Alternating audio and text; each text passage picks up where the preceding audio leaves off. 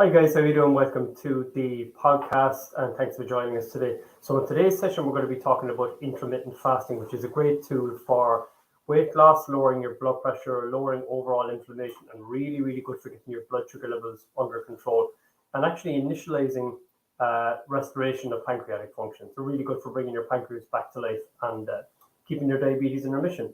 So let's get started. Okay, a little bit about intermittent fasting, first of all. So, you'll hear people saying, well, what is fasting? Is this some new sort of a fad or some new sort of a trend? And it's very easily explained, actually. Intermittent fasting is something that you already do. It's going prolonged periods of time without food with a therapeutic result in mind. So you're not on hunger strike. You're doing it for the benefit of the physiological processes in the body. So fasting is the act of intentionally going for long periods of time without food. And you already do it. So whether you know it or not, when you go to bed at night, most people don't eat beyond 11 or 12 o'clock at night. When you go to bed at half 10, 11, get up in the morning, you have your first bit of food at 8 or 9 o'clock. You've been in a fasted state for 9 or 10 hours there already. So sometimes people say, oh, I could never fast, but actually you're doing it all the time. And also when you get sick, you'll fast. Your body will instruct you to get fast because it doesn't want any more food or any more hassle in terms of digesting food. It wants to prioritize feeling better and getting better and repair. So it will instruct you to eat less. That's generally speaking why you don't eat when you feel sick. Now, fasting should be easy, and this is really important. If you go from a high carb diet and you just, would usually eat lots of carbohydrate, or the average person, by the way, eats loads of carbohydrate. We don't require any, but most people eat lots. If you go from a high carb diet, you go from needing food every couple of hours to trying to fast for 10 or 15 hours, and that's tough. Fasting should be easy. When you follow a whole food diet, like a lower carb or ketogenic diet, you get a natural suppression in your appetite, and that would facilitate fasting. It'll make it much easier. So let's take a look at what happens when you fast. This is just a little bit about the science of fasting. The first thing you would see is weight loss. Typically, the lower insulin levels that happen in the body when you're fasting facilitate fat burning. And essentially, if you were to kind of make it very reductionist or simplified or simplistic, what happens is your body says, well, I haven't got glucose or carbohydrate coming in. I need an alternative fuel source, and it learns to burn fat for fuel. So you become what they refer to loosely as being fat adapted or being in fat burning mode. Now, your brain function actually goes up. So a lot of people think your brain function goes down, and if I don't eat, I'd be cranky and tired. Initially, yes, but after a number of days, certainly after a number of weeks of practicing kind of intermittent fasting, even for 14 or 15 hours, and I'll talk you through the different ways of doing it in a moment, you start to become fat adapted, and actually your brain function goes up, not down. In fact, there's a huge increase in something called BDNF, which is brain-derived neurotrophic factor, which is almost like a growth hormone for your brain. It's kind of like a miracle grow for your brain. It really helps with brain function when that's up. Growth hormone also goes up. Human growth hormone increases fourfold. So that's more repair of your skin, muscle growth, it's anti-aging. And there's also a process called autophagy where cells go into a self-cleaning mode. So overall, intermittent fasting is really good for your health. So let's look at the different types of intermittent fasting. What are the types and how do we go about fasting? Well, the first kind of introduction to intermittent fasting or beginner's one is known as the 16-8 fast. So if we look at 8 hours of not eating, 16 hours of not eating and 8 hours of eating. So broadly speaking, what that would look like is you might have your breakfast at 9 or 10 in the morning, you might have your last meal, your dinner at 6 p.m. and don't eat again then until the following day at 10 p.m. That would be, in that instance, an 18-hour fast.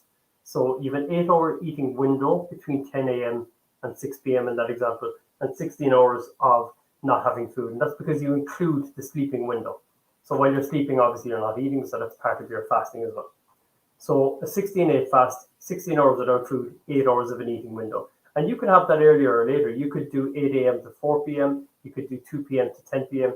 But generally speaking, the overwhelming body of literature tends to indicate, the science tends to indicate that it's better to do it earlier in the day, not later. So my advice to you would be the latest time to stop eating should probably be 7 p.m., 8 p.m. I wouldn't go too much later than that. Ideally, you want to eat in line with what's called your circadian rhythm. So you want to eat in line with kind of sunrise and sunset because they're the times that your body is optimized to deal with the physiological processes that surround eating.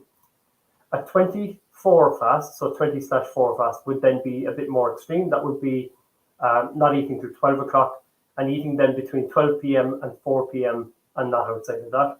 And then a 24-hour fast doesn't mean going 24 hours or all day without food. It could actually mean just having one big meal at 3 o'clock or 4 o'clock and then not eating until the next day around the same time. But the latter two, the 24 fast and the 24-hour fast, are more advanced versions of fasting. And I wouldn't advise getting into those straight off the bat unless you're very used to fasting and not on any medications for type 2 diabetes. So which brings me nicely on to the next point, and that is, are there some types of people who shouldn't fast? And there certainly are. So if you fall into any of these categories, don't even consider fasting. First of all, if you're pregnant, the reason for this is because the developing fetus requires daily nutrients. Not a good idea to do fasting, and certainly not prolonged fasting if you're pregnant. The same if you're breastfeeding, because if you're breastfeeding, any change in your dietary pattern can interrupt the usual milk supply, and it can take a bit of a while to build that back up. And of course, the little baby would suffer then, so we don't want that. If you're under 18, you need nutrients, and you shouldn't be going prolonged periods of time without food. And if you're underweight as well, fasting is almost always going to result in weight loss, so that would be a contraindication as well. So hopefully that's given you a little rundown of the main sort of principles around fasting. Fasting is not as complicated as some people make it out to be. There's books on it, but basically there's books and courses and all this sort of stuff and apps for fasting. But to be honest, I personally believe that to be a little bit overkill. I mean, some people might find them useful. I know Dr. Jason Fung has some incredible work on it, the Canadian nephrologist, kidney specialist. So, you know, it might be worth looking into in terms of reading books, but basically the key fundamentals of fasting are: follow a whole food diet first, so a low carb or ketogenic diet. When your appetite reduces, start to organically push out the gaps in between your meals, and then start by trying a 16/8 fast and extending that a little bit as you go forward.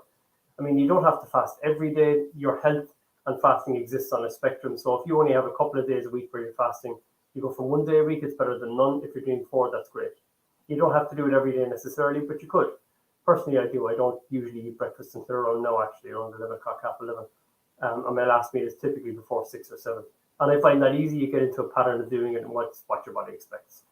Contraindications: if you are under 18, underweight, pregnant, or breastfeeding, please avoid.